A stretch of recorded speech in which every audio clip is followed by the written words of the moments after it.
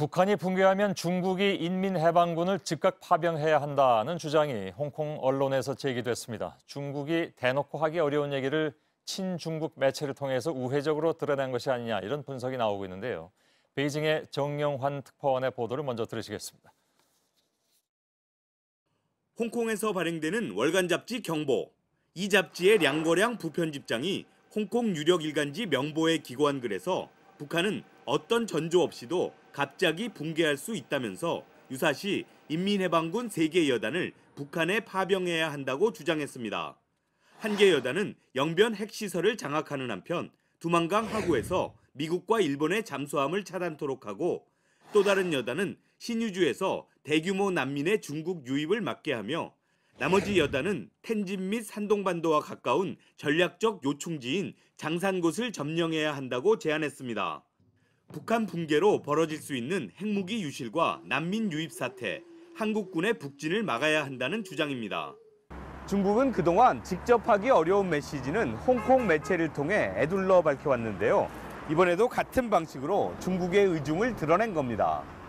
량 부편집장은 북한의 갑작스러운 붕괴는 한반도에 큰 혼란을 유발하고 대규모 내전도 발생할 수 있다고 전망했습니다. 베이징에서 JTBC 정용환입니다. 이 시점에 이 보도가 왜 나왔는가 조금 더 들여다볼 필요가 있을 것 같습니다. 그래서 유상철 중앙일보 중국 전문기자와 함께 좀 더 알아보도록 하겠습니다. 어서 오십시오. 고맙습니다. 네. 우선 홍콩 언론에 실린 이번 보도, 중국 정부가 우회적으로 주장한 것이다 이렇게 봐도 무방하겠죠.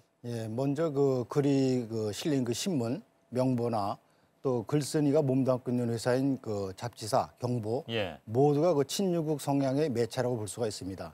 특히 경보 같은 경우는 창간 25주년을 맞았을 때는 장쩌민 전 국가주석이 격려사를 보내기도 한 친중국 매체입니다. 특히 글쓴이 량고량 같은 경우에는 중국의 정치, 외교, 안보 문제, 특히 군사 문제에 밝은 사람으로서 중국 정부와 어느 정도 교감이 있었다고 보여집니다. 실제로 중국이 북한이 급변할 경우에 여기서 붕괴시라고 표현하고 있습니다만 인민해방군 파병을 그렇다면 실제로 계획하고 있는가? 그게 좀 궁금합니다. 중국이 공식적으로는 언급하고 있지는 않습니다만은 내부적으로는 준비하고 있다고 보여집니다.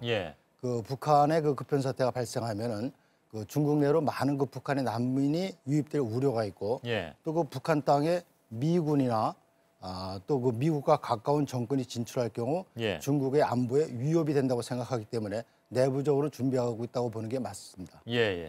사실 이런 얘기가 전혀 안 나왔던 건 아니고 돌고 도는 얘기긴 했는데 우회적이로나마 명확하게 명시적으로 나온 것은 이번이 처음이라고 봐야 되는 거겠죠? 그렇죠.